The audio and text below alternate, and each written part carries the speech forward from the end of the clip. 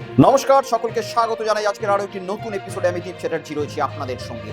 দিল্লির যে ছাত্র আন্দোলন, সেই ছাত্র আন্দোলনের আঁচ যে কখনো পশ্চিমবঙ্গে এসেও পড়বে, এমনটা কি আপামর পশ্চিমবঙ্গবাসী আজ থেকে 24 ঘন্টা আগেও ভেবেছিলেন?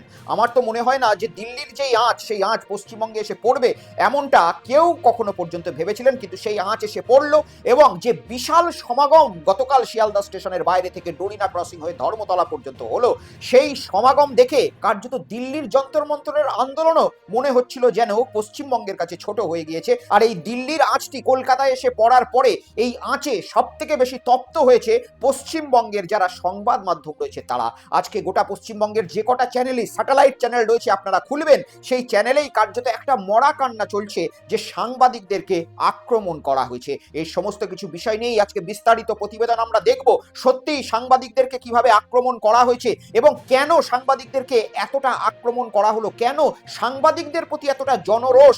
আর এই সাংবাদিকরা জনরোষের শিকার হয়ে যাওয়ার পরে পশ্চিমবঙ্গের মাননীয় মুখ্যমন্ত্রী তাদেরকে দেখার জন্য পৌঁছে গিয়েছিলেন হাসপাতালে। সেখানে গিয়ে পশ্চিমবঙ্গের মাননীয় মুখ্যমন্ত্রী কিভাবে হুঙ্কার দিয়েছেন, কিভাবে চিহ্নিতকরণ করে দিয়েছেন প্রত্যেকটা যারা দুষ্কৃতী রয়েছে তাদেরকে, এবং আগামী দিনে যে তাদের শাস্তি হবে সেটাও তিনি ঘোষণা করেছেন। এবং সব থেকে বেশি আশ্চর্যের বিষয়, গতকাল পশ্চিমবঙ্গের সাংবাদিকদের সঙ্গে যে ঘটনাটি ঘটেছে, সেই ঘটনার জন্য নাকি মমতা বন্দ্যোপাধ্যায় দায়ী। হ্যাঁ, শুনতে আশ্চর্য লাগলেও এমনটাই পশ্চিমবঙ্গের মাননীয় মুখ্যমন্ত্রী গতকাল বলেছেন। আমি শোনাবো আপনাদেরকে সমস্ত কিছু বিস্তারিত বিষয়, আলোচনা করব সমস্ত কিছু বিস্তারিত বিষয়, এবং এছাড়াও আমি আপনাদেরকে দেখাবো পশ্চিমবঙ্গের পুলিশ তারা কিভাবে নেমপ্লেটহীনভাবে গতকাল ছাত্রদের উদ্দেশ্যে লাঠি নিয়ে ঘুরে বেড়াচ্ছিলেন, সেটাও আমি আপনাদেরকে দেখাবো। দিল্লি পুলিশের বর্বরতার বেশ কিছু আরো চিত্র ফুটে উঠেছে, এগুলোও থাকবে আজকের প্রতিবেদনে। এবং শেষে আপনাদের জন্য থাকবে পশ্চিমবঙ্গের প্রাক্তন মন্ত্রী ফিরহাদ হাকিম, তিনি কার্যত দস্যু রত্নাকর থেকে বাল্মীকিতে পরিবর্তন হয়েছেন। হ্যাঁ, একেবারেই ফিরহাদ হাকিমের এই নতুন রূপ দেখে আমি তো দূরের কথা, ফিরহাদ হাকিমের যারা বন্ধু বান্ধব রয়েছে তারাও আজকে আশ্চর্যের মধ্যে পড়ে গিয়েছে। সমস্ত কিছু দেখাবো আজকের এই এপিসোডকে। চ্যানেলটাকে সাবস্ক্রাইব করে নিন, কিউআর কোডটি স্ক্যান করে অতি অবশ্যই হোয়াটসঅ্যাপ চ্যানেলে যুক্ত হয়ে যান, যাতে যে কোনো ভিডিওর নোটিফিকেশন আপনাদের ঘরের কোনায় সঙ্গে সঙ্গে পৌঁছে যায়। এপ্রিল মাসে চিফ জাস্টিস অফ ইন্ডিয়া, তার মুখ থেকে একটা ভুলবশত কথা বেরিয়ে গেল ককরোচ।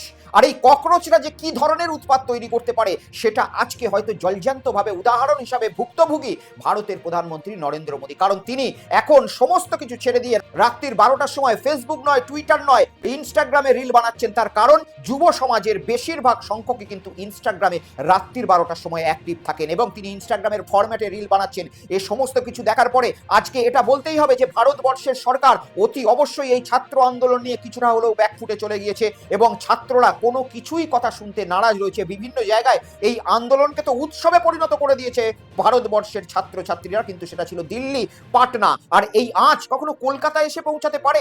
একটা সরকার মাত্র কলকাতায় 2 মাস আগে, 2.5 মাস আগে পরিবর্তন করে শপথ গ্রহণ করেছে, আর সেই সরকারটার এগেনস্টে পশ্চিমবঙ্গের যুব সমাজও এইভাবে রাস্তায় নামতে পারে?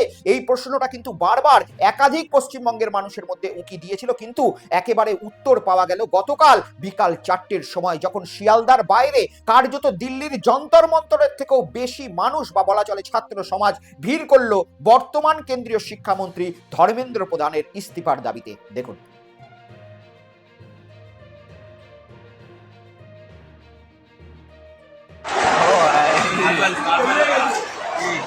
कैप्टन अमेरिका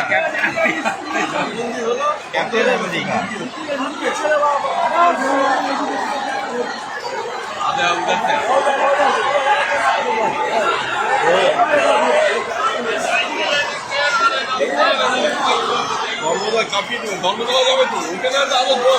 মারাত্মক ভিড়ের সমাগম, কার্যত একটি রুলিং পার্টিও এই ধরনের ভিড় আজকের দিনে অনুষ্ঠিত করতে পারবে বলে আমার তো মনে হয় না। ছাত্ররা যে ভিড়টি গতকাল দেখিয়েছে শিয়ালদাতে, মনে রাখবেন এটা কিন্তু দিল্লির ছবি নয়, এটা একেবারে পশ্চিমবঙ্গের শিয়ালদা স্টেশনের বাইরের ছবি। আর এই ঘটনা যদি দিল্লিতে হতো, যদি পাটনাতেও হতো, তবুও ধরে নেওয়া যেত যে হ্যাঁ, সেখানে সরকার পরিবর্তন অনেক দিন আগে হয়েছে। কিন্তু পশ্চিমবঙ্গ মাত্র 2 মাস হয়েছে এই সরকারটি পরিবর্তন হয়েছে, তার মধ্যেই এত সরকারের বিরুদ্ধে মানুষ কিভাবে রাস্তায় নামতে পারে, এটাই একটা আশ্চর্যের বিষয় হয়ে দাঁড়িয়েছে। যদি খালি চোখে আপনারা দেখেন তাহলে অনেকেই বলবেন যে এই ছাত্র আন্দোলনের যে ডাক সেটা পশ্চিমবঙ্গে দিয়েছিল হচ্ছে বাম ছাত্র সংগঠনেরা।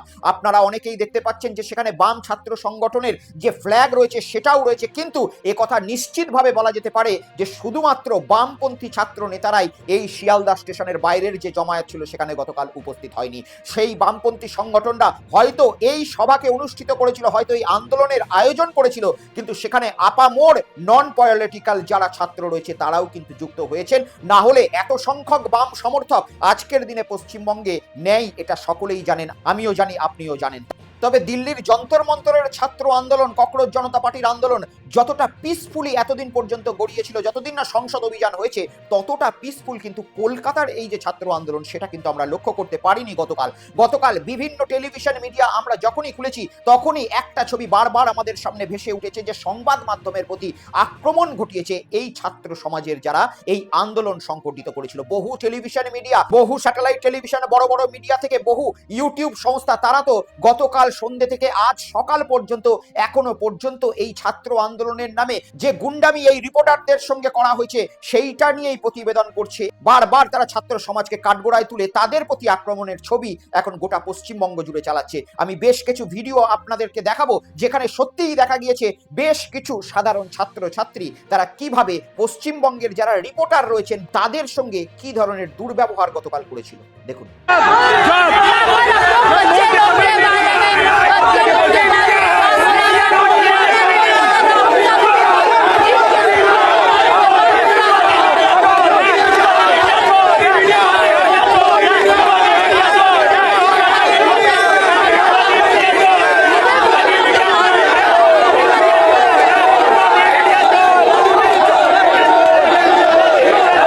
দেখলেন একজন মহিলা, ছোট্ট অল্প বয়সী সাংবাদিক, এবং তার সামনে হাই হাই স্লোগান দেওয়া হচ্ছে। কার্যত যে আন্দোলনের এখানে আগ্রাসন, সেখানে এই মিডিয়াকে কথা পর্যন্ত বলতে দেওয়া হচ্ছে না। হয়তো খালি চোখে যদি আপনারা দেখে থাকেন এই দৃশ্যটাকে অত্যন্ত নিন্দনীয় বলবেন, এবং আমিও এটার সমর্থন করি না। কিন্তু আপনারা যদি একটু পিছিয়ের দিকে চলে যান, আপনারা যদি এই ভিডিওটাই একটু ব্যাকওয়ার্ড করে নিয়ে চলে যান, আপনারা যদি 3 মাস 4 মাস 5 মাস 6 মাস আগে পিছিয়ে যান, তাহলে এই মিডিয়াগুলোর ভূমিকা কি ধরনের পশ্চিমবঙ্গে ছিল সেটা কিন্তু এই যে আন্দোলনে আসা ব্যক্তিরা রয়েছে তারা কিন্তু সকলেই জানে। আজকে যে মেয়েটিকে দেখে আমরা সত্যিই ভারাক্রান্ত হচ্ছি, যে একজন মিডিয়া রিপোর্টিং করতে গিয়েছে তার সঙ্গে এটা কি ধরনের ব্যবহার চলছে। এই মেয়েটি এবং এই চ্যানেলটি একসময় প্রত্যেকটা বাড়িতে ঢুকে গিয়েছিল মাইক নিয়ে, সেখানে বাংলাদেশি খোঁজার জন্য। হ্যাঁ, পশ্চিমবঙ্গে আজ পর্যন্ত এসআইআর এর নামে কজন বাংলাদেশি এখনো পর্যন্ত পাওয়া গিয়েছে এটা কিন্তু ভারত সরকার বা নির্বাচন কমিশন লিখিত এখনো পর্যন্ত ডকুমেন্টস আকারে দিতে পারেননি। কিন্তু এই চ্যানেলগুলো প্রত্যেকটা মানুষের একেবারে বেডরুমে ঢুকে গিয়েছিল, ভাতের হাঁড়ির মধ্যে ঢুকে গিয়েছিল, পশ্চিমবঙ্গে নাকি বাংলাদেশি বসবাস করছে এমনটাও দেখানোর জন্য। শুধু তাই নয়, পশ্চিমবঙ্গের বহু সংখ্যালঘু সম্প্রদায়ের মানুষ যারা একেবারেই বৈধভাবে ভারতীয়, এখনো পর্যন্ত তাদের বাপ ঠাকুর দ্বারা ভারতীয় ইতিহাস নিয়ে বংশ পরম্পরায় এই পশ্চিমবঙ্গে বসবাস করলেও এই বিশেষ ইউটিউব চ্যানেলটি কিন্তু প্রত্যেকটা বাড়িতে ঢুকে ঢুকে সেই রাষ্ট্রবাদী মুসলমানদেরকেও বাংলাদেশি তকমা দেওয়ার থেকে পিছপা হননি। তাই জন্যই সম্ভবত এই আগ্রাসনের শিকার আজকে আমরা দেখতে পাচ্ছি, বা বলা ভালো এটাকে আপনারা যদি জনরোষ বলে থাকেন মিডিয়ার কথা অনুযায়ী, সেই জনরোষের শিকার আমরা দেখতে পাচ্ছি। কারণ বিভিন্ন ক্ষেত্রে যে ছাত্র আন্দোলনের ইস্যু নিয়ে দিল্লিতে বর্বরচিত আক্রমণ হয়েছে পুলিশের দ্বারা, সেটা নিয়ে এরা তো একবারের জন্য আওয়াজ তোলেনি ছাত্রদের জন্য। আমি বিশেষ কিছু ভিডিও আপনাদেরকে দেখাবো দিল্লিতে যে ধরনের ছাত্র আন্দোলনে পুলিশি বর্বরতা চলেছে। এই একটা ভিডিও আপনারা এই ধরনের প্রাইম টাইম মিডিয়াতে কখনো দেখেছেন কিনা কমেন্টস করবেন আমাকে। দেখুন।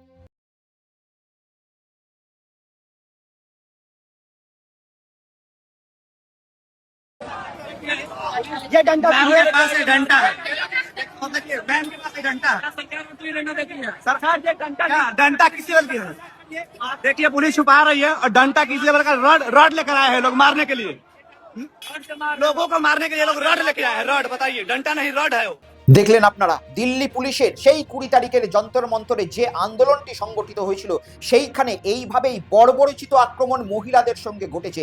আপনারা সকলেই দেখেছেন এবং দেখলেন পর্যন্ত যে পুলিশের ডান্ডা কিভাবে ব্যবহার করা হচ্ছে। সেখানে পুলিশ রড নিয়ে গেছে রীতিমতো, এবং রড ছাড়াও সেই ইলেকট্রিক কারেন্টের রড রয়েছে, যে ইলেকট্রিক কারেন্ট রড সুইচ টিপলেই মানুষের শরীরে কারেন্ট প্রবাহ করে, এমনটাও দিল্লির মধ্যে পুলিশের হাত থেকে সেটা দেখা গিয়েছে। বহু নারীদের সঙ্গে পুলিশের অভব্য আচরণ দেখা গিয়েছে। আপনারা বলুন পশ্চিমবঙ্গের এই মিডিয়ার মধ্যে কতবার পর্যন্ত আপনারা প্রাইম টাইমে ডিবেট শো দেখেছেন, এবং কতবার এরা দিল্লি পুলিশকে সেই সময় কাঠগড়ায় দাঁড় করিয়েছিলেন? আপনারা কেউ দেখেছেন? কেউ দেখেননি। তাই সম্ভবত ছাত্রদের মনে এটা ঘর করে নিয়েছে যে এই ধরনের সংবাদ মাধ্যম যারা রয়েছে তারা শুধুমাত্র ছাত্র আন্দোলনকে বদনাম করার জন্য এখানে আসছে, তাই হয়তো তারা এই ধরনের আগ্রাসনের শিকার ঘটিয়ে দিয়েছে। যদিও আমি এই ধরনের কোনো রকম কার্যকলাপকে বা হিংসাত্মক মনোভাবকে একেবারেই সমর্থন করি না। বিশেষ করে তো নারীদের সঙ্গে যে ঘটনাটা ঘটানো হয়েছে সেটা তো একেবারেই নয়। তারপরেও বলবো যে এই বিশেষ মিডিয়ারা যেভাবে দিল্লি পুলিশের ওই অভব্য আচরণকে লুকিয়ে গিয়ে ছাত্রদের এই একটা যৌক্তিক আন্দোলন, শুধুমাত্র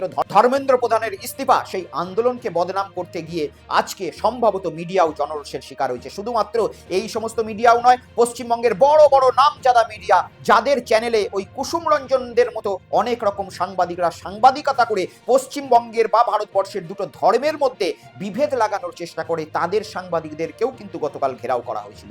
দেখুন।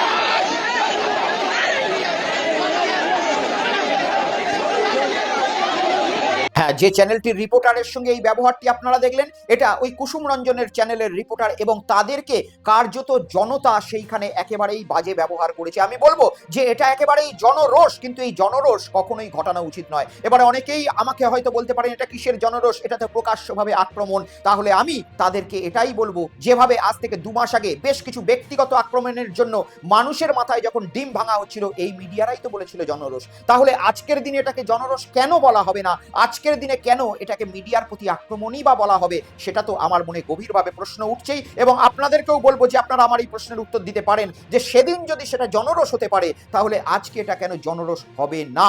যদিও আমি বারবার আপনাদেরকে বলছি, এই ঘটনাকে কিন্তু আমি সমর্থন করি না। সেদিনের ওই টিম থেরাপির নামে জনরোষ, সেটাকেও আমি যেরকম সমর্থন না করে ভিডিও বানিয়েছিলাম, আজকেও এই যে সংবাদ মাধ্যমের যারা এই রিপোর্টার রয়েছে, ফিল্ডে কাজ করতে গিয়ে আক্রমণের শিকার হচ্ছেন, তাদের প্রতিও যে জনরোষ আছড়ে পড়েছে, সেটাকেও আমরা সমর্থন করি না। সবার আগে যারা এই আন্দোলনে যাচ্ছেন, তাদের একটা বিষয় মাথায় রাখতে হবে যে এরা শুধুমাত্র মাস মাইনের কর্মচারী। আসল খেলাটা কিন্তু খেলে এদের যারা মালিক রয়েছে, তারা এদের অর্ডার দিয়ে, এবং এদের চ্যানেলে যারা প্রাইম টাইমে বসে এসি রুমের মধ্যে বসে মিডিয়া রিপোর্টিং করে মানুষের শরীরের মধ্যে বিষ ছড়ানোর বা মস্তিষ্কে বিষ ছড়ানোর কাজ করে। তাই এরা শুধুমাত্র নিজেদের সংসারের, নিজেদের ছেলে মেয়েদের পেট চালানোর জন্য চাকরি করে বেড়াচ্ছে। তাই জনগণের কাছে আমি এতটাই আবেদন করব যে যারা আন্দোলন করছেন, তারা প্রতিবাদ অবশ্যই করুন। এদের নামে যদি আপনাদের প্রতিবাদ করার থাকে, প্ল্যাকার্ড দেখান, হায় হায় বলুন, কিন্তু শারীরিকভাবে কখনোই নিগ্রহ করবেন না, কারণ এরাও নিজেদের পেটের তাগিদে ওপরওয়ালার কথায় এই সমস্ত জায়গায় সংবাদ পরিবেশন করতে যাচ্ছেন। আর অন্যদিকে পশ্চিমবঙ্গের পুলিশের গতকাল একেবারে দিল্লি পুলিশের অনুকরণেই এক অদ্ভুত দৃশ্য দেখা গেল, যেখানে হাইকোর্টের অর্ডার রয়েছে যে কোনো রকম পুলিশ পার্সোনাল যদি তার ইউনিফর্ম পরে থাকে, তাহলে তার বুকে নেম ব্যাজ লাগাতেই হবে। কিন্তু গতকাল যে ছাত্র আন্দোলনে পুলিশ ডিপ্লয় করা হয়েছিল পশ্চিমবঙ্গ বা কলকাতা পুলিশের পক্ষ থেকে, সেখানে একেবারেই কোনো পুলিশের ইউনিফর্মে আমরা দেখতে পেলাম না যে কোনো রকম নেম প্লেট রয়েছে। কেন হবে আজকালকার দিনে এটা, যেখানে পশ্চিমবঙ্গের মাননীয় মুখ্যমন্ত্রী, যিনি একেবারে বর্তমানে পুলিশ মন্ত্রী, তিনি বলছেন যে আইনের শাসন প্রতিষ্ঠা হবে পশ্চিমবঙ্গে, এবং প্রত্যেক মানুষকেই তিনি বলছেন যে আইন মোতাবেক চলতে হবে। তাহলে তার অধীনে থাকা পুলিশ পার্সোনালরা কেন নিজেদের বুকের মধ্যে কোনো রকম নেম প্লেট লাগিয়ে যাবে না? আমি দেখাবো আপনাদেরকে। সেখানে বিশেষ কিছু উকিল কিন্তু গিয়ে এই ঘটনাটা সামনে এনেছে। এমনকি বেশ কিছু মিডিয়া যারা ইউটিউবে বা ফেসবুকের মধ্যে ডিজিটাল মিডিয়ার কাজ করে, তারা নিজেরা সাহসিকতার সঙ্গে এই ঘটনা দেখিয়েছে। কিন্তু যে মিডিয়ার সঙ্গে আক্রমণের ঘটনার কথা উঠছে, তারা একবারের জন্য পুলিশের এই রূপটি কিন্তু বাংলার মানুষের সামনে তুলে ধরে। দেখুন।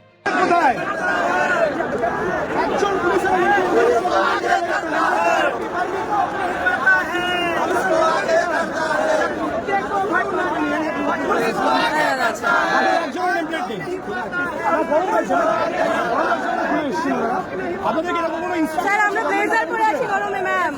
না আমরা তো কালো কোটটা পরে থাকি সারাক্ষণ। আপনাদের নেমপ্লেট কোথায়? আপনি দেখছেন না আপনার নেমপ্লেটটা কোথায়?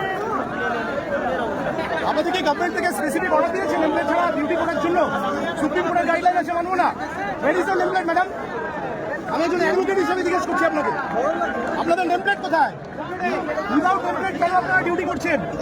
এরকম সরকারের বিরোধী নেমপ্লেট নেই, আপনাদের একজনেরও নেমপ্লেট নেই, একজনের আপনাদের নেমপ্লেট নেই কেন? দাঁড়া একটু আপনাদের নেমপ্লেট কোথায়? হ্যাঁ সরিয়ে নিন, ভালো করে সরিয়ে নিন। Where is the nameplate sir? দেখলেন আপনারা, একেবারে প্রকৃতভাবে হাইকোর্টের অর্ডার রয়েছে, তবুও কিন্তু কলকাতা পুলিশের ব্যাচ রয়েছে কাঁধে, অথচ নেম প্লেট নেই। এই হাইকোর্টের অর্ডারের ভায়োলেশন কারা করছে? সত্যিই তো এরা পশ্চিমবঙ্গের পুলিশ, নাকি বিশেষ কোনো সংগঠনের এরা মেম্বার, যাদেরকে নকলভাবে পুলিশের উর্দি পরিয়ে এই জায়গায় আন্দোলনের মধ্যে কোনো রকম বেয়াদবি করতে পাঠানো হয়েছিল? কারণ এই ঘটনা আমরা দিল্লিতে দেখেছি। দিল্লির যন্তর মন্তরের আন্দোলনে যেদিন আন্দোলন ভয়াবহ রূপ নিয়েছিল, সেদিন সেখানে চটি পুলিশ দেখা গিয়েছিল, পায়ে স্নিকার পরে, পায়ে হাওয়াই চটি পরে একাধিক ব্যক্তিকে লাঠি উঁচিয়ে ছাত্রদের দিকে যেতে দেখা গিয়েছিল। এমনটা কিন্তু প্রকাশ্যে গোটা ভারতবর্ষ দেখেছিল। আর গতকাল কলকাতা পুলিশের নামেও এই ধরনের অভিযোগ উঠলো যে আপনারা কি আদেও পুলিশ, নাকি আপনারা আরএসএস এর মেম্বার। আমি দেখাবো আপনাদেরকে সেই ভিডিও, যেখানে একজন সাহসী যুবক, সে হাতে ক্যামেরা নিয়ে, মোবাইল নিয়ে পুলিশের উদ্দেশ্যে প্রশ্ন করছে, ঠিক যেভাবে আমি আপনাদেরকে বললাম যে আপনারা পুলিশ নাকি আরএসএস। দেখুন। বলছি স্যার, আপনি কি পুলিশ? ড্রেসটা কোথা থেকে ভাড়া করে এনেছেন একটু বলবেন? এই ড্রেস, এই হেলমেট, আমার তো মনে হচ্ছে আরএসএস এর হাফ প্যান্ট খুলে পুলিশের ফুল প্যান্ট পরে আর হেলমেট পরে এসেছেন। আরএসএস এর টুপিও খুলেছেন আর হাফ প্যান্টও খুলেছেন। আপনাদের মতো বহু পুলিশ, এই দেখুন দেখুন, আরএসএস এর প্রমাণ গলায় রয়েছে ওনার দেখুন, নেম প্লেট নেই। স্যার আপনার নামটা বলবেন? হাসলে হবে না, নামটা বলুন। হাইকোর্টের অর্ডার আছে, নেম প্লেট ছাড়া কাউকে থাকা যাবে না পুলিশের ড্রেস পরে। আপনি কি পুলিশ না গুন্ডা? আপনি পুলিশ না আরএসএস এর দালাল? আপনি হাফ প্যান্ট, আরএসএস এর হাফ প্যান্ট খুলেছেন, আরএসএস এর টুপি খুলেছেন, পুলিশের ড্রেস ভাড়া করে পরে এসেছেন, আরএসএস এর গুন্ডা, আপনি বিজেপির গুন্ডা। কিন্তু আপনি নেম প্লেট না লাগিয়ে যদি আমাদের বাচ্চাদের মারেন, মারবে বলেই তো হাতে লাঠি। এনার হাতে লাঠিটা কিসের জন্য? এটা কিসের জন্য? আপনি কালকে শুনেছেন হাইকোর্টের অর্ডারে নেম প্লেট বিহীন পুলিশ তার ডিউটি করতে পারবে না। এই তো অনেক। কেন এসেছেন? নেম প্লেট ছাড়া আপনারা স্যার আপনার মুখটা একটু দেখি। স্যার পালাচ্ছেন কেন? স্যার পালাচ্ছেন কেন? স্যার এখন কেন লজ্জা লাগছে? স্যার আপনাদের কি বাচ্চা নেই, সন্তান নেই, নাকি আপনারাও নরেন্দ্র মোদীর ভক্ত বলে বেওলাদ থাকবেন? আপনারাও কি বেওলাদ থাকবেন নরেন্দ্র মোদীর মতো? আপনাদের কি সন্তান নেই? তাদের কি ভবিষ্যৎ নেই? আপনারা নেম প্লেট ছাড়া এসেছেন সন্তানদের উপরে, ছোট ছোট বাচ্চাদের উপরে অত্যাচার করতে, গুন্ডাগিরি করতে। আপনার তো নেম প্লেট নেই, অনেক আগে থেকেই দেখছি। আপনি কোথা থেকে এসেছেন একটু বলবেন? আপনি আরএসএস এর লোক না বিজেপির লোক? হ্যাঁ, নো কমেন্ট। ঠিক আছে, কমেন্টটা হাইকোর্টে হবে। কমেন্ট আপনাকে হাইকোর্টে করতে হবে। আপনার মুখ দেখে আইডেন্টিফাই হবে। আপনি নাম বলবেন না, কোনো অসুবিধা নেই। নাম বার করার দায়িত্ব পুলিশের, যারা অরিজিনাল পুলিশ। দেখলেন, এবং এই বিষয়ে যারা প্রশ্ন করছে তাদের প্রশ্ন করার নৈতিক অধিকার একেবারেই রয়েছে, কারণ হাইকোর্টের অর্ডার মোতাবেক প্রত্যেকের পুলিশের গায়ে কিন্তু পুলিশ রুল বুকেও রয়েছে যে পুলিশকে তাদের নেম প্লেটটা লাগিয়ে রাখতে হবে, নাহলে বুঝবেন কি করে আপনি পুলিশ? আজকে যে কোনো দুষ্কৃতী তো বাজার থেকে পুলিশের ড্রেস ভাড়া করে নিয়ে কিনে ওই ভিড়ের মধ্যে ঢুকে পুলিশ সেজে যে কোনো কর্মকাণ্ড ঘটিয়ে দিতে পারে। এমনটা হলে আজকে ভয়াবহ পরিস্থিতি গোটা ভারতবর্ষ, গোটা পশ্চিমবঙ্গে ছড়িয়ে যেতে পারে, ল অ্যান্ড অর্ডার বিগড়ে যেতে পারে। তাহলে পুলিশ পার্সোনাল তারা নিজেদের বুকের মধ্যে কেন নাম লাগাবে না? এটাই তো সব থেকে বড় ভয়ঙ্কর প্রশ্ন। নাকি পুলিশ এটা ভাবছে যে তাদের আগামী দিনের নাম দেখে কোনো রকম যদি কেস কামারি হয় তাদের চাকরি চলে যেতে পারে? সেই জন্যই কি উপর মহল থেকে তাদের অর্ডার দেওয়া হয়েছে যে তাদের নেম প্লেট রাখা যাবে না? কারণ এমন কিছু জায়গায় আমরা দেখলাম যেখানে নাকি বলা হচ্ছে যে মিডিয়া ভুল খবর ছড়াচ্ছে এবং পুলিশরাই আগে লাঠিচার্জ করেছে। আমি দেখাবো আপনাদেরকে সেই বিশেষ একটি সাংবাদিকের প্রতিবেদন। দেখুন। কিছু মিডিয়া মিলে এটা ক্রিয়েট করছে, ওখানে ভুল নিউজ ছড়াচ্ছে। এগুলো কি হচ্ছে? কেন ভুল নিউজ হচ্ছে? একদম পিসফুলি চলছে, হঠাৎ করে ওনারা ওই দিক থেকে অ্যাটাক করছে। এগুলো ঠিক নয়। এখানে নেটওয়ার্কে নেই, নেটওয়ার্ক পাওয়া যাচ্ছে না। তবে আপনাদের উদ্দেশ্যে একটাই বক্তব্য, এখানে পিসফুল প্রোটেস্ট চলছিল, আমি এটা বারবার বলছি। এবং এখন হিউম্যান চেইন বানানো হচ্ছে, পুলিশকে সেভ করা হচ্ছে। পুলিশের বেশ জবান অ্যাটাক করছিল, তার পাল্টা হয়।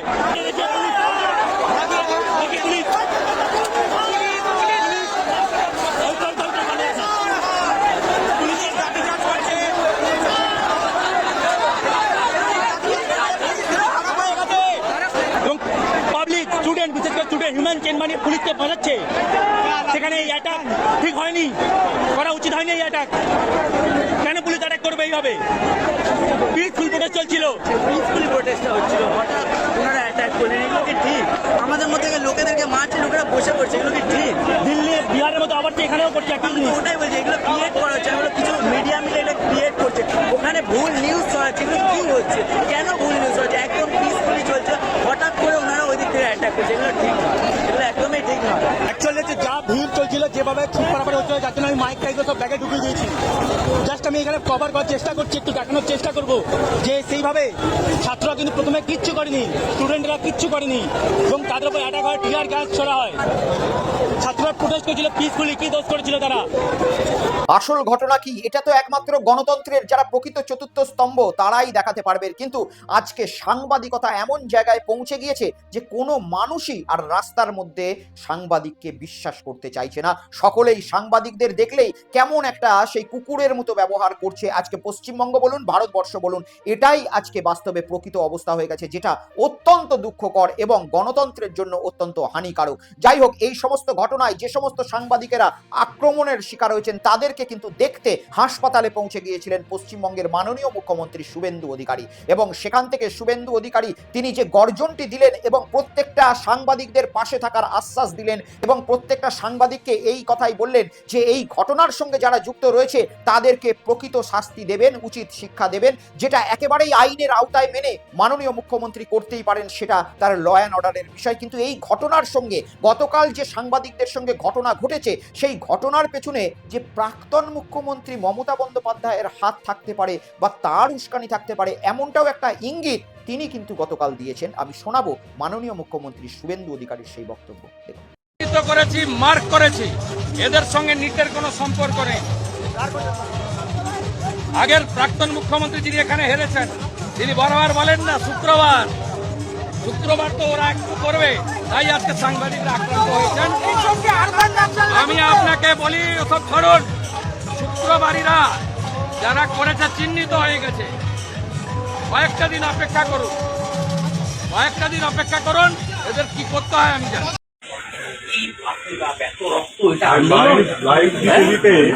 এটা আন্দোলন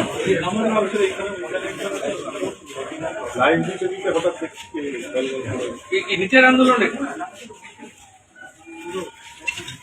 শুক্রবার ছাড় ছিল না, প্রাক্তন মুখ্যমন্ত্রী বলেছিলেন না শুক্রবার তো একটু হবে, কি করবো চিহ্নিত করে রেখেছি। আপনার চিন্তা করতে হবে, চিহ্নিত করতে রেখেছি।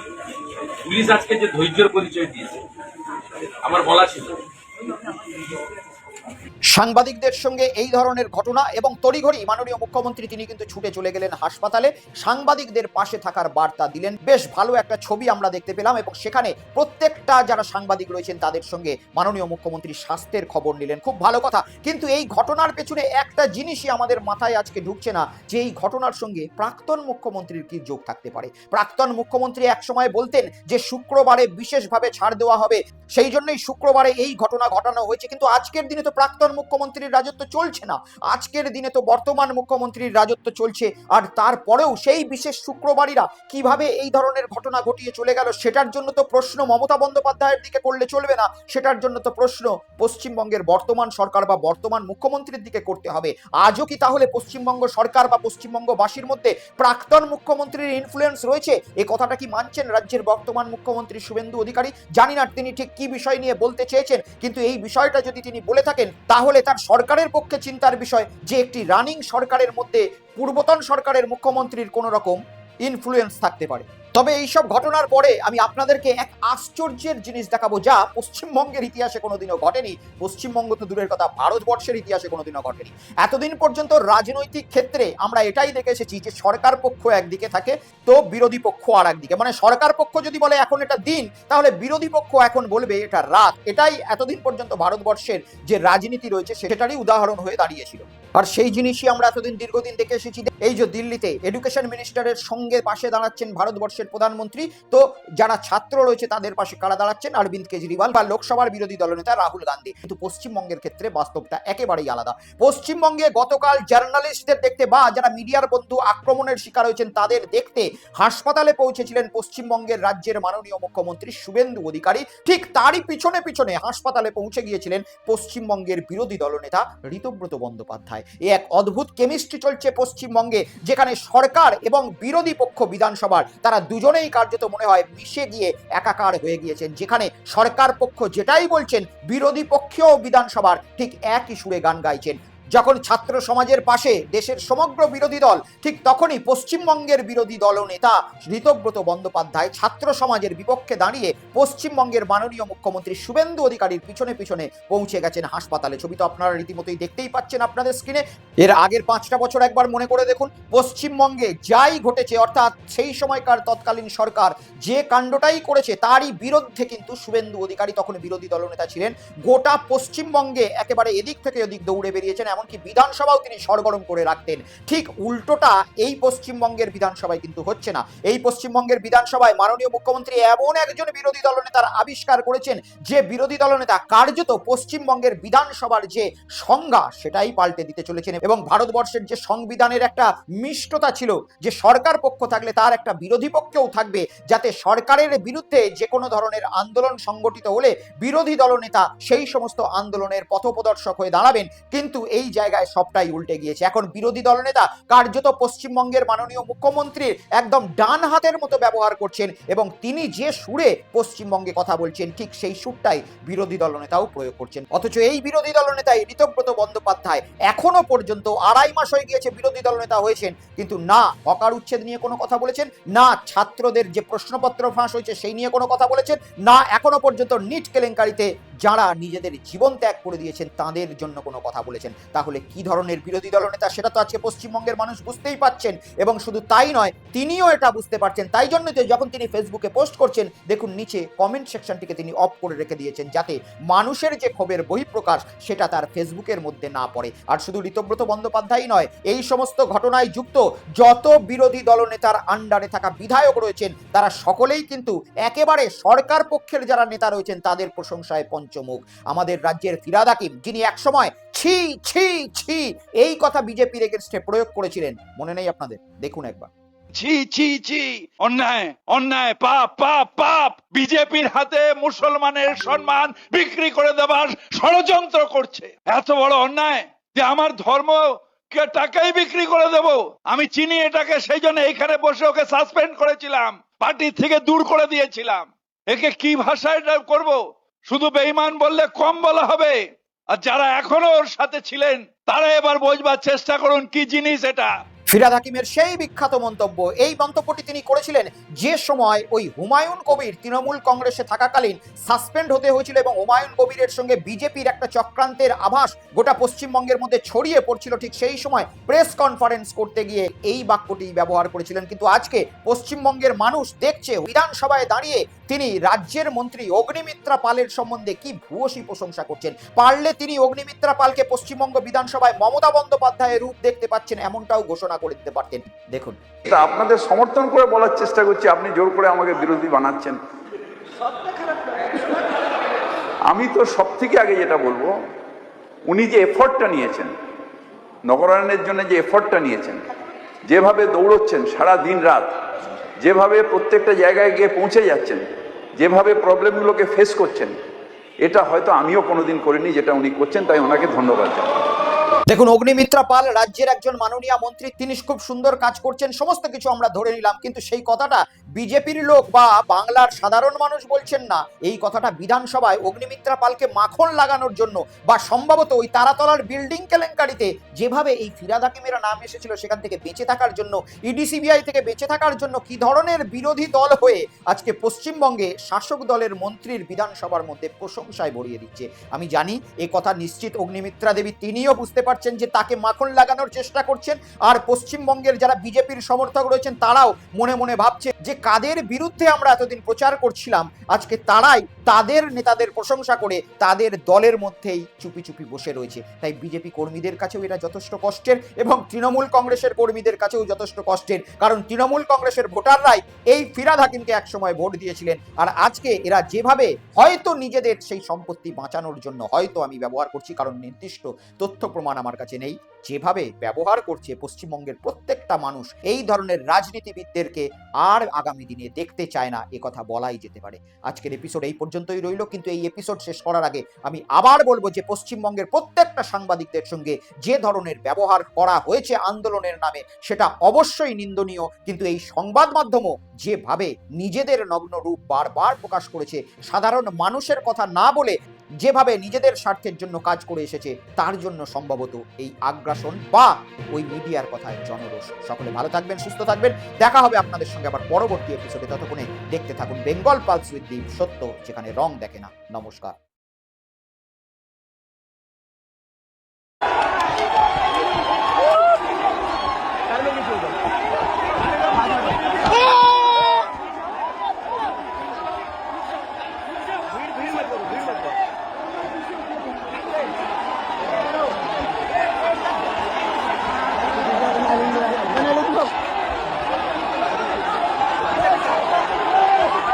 We have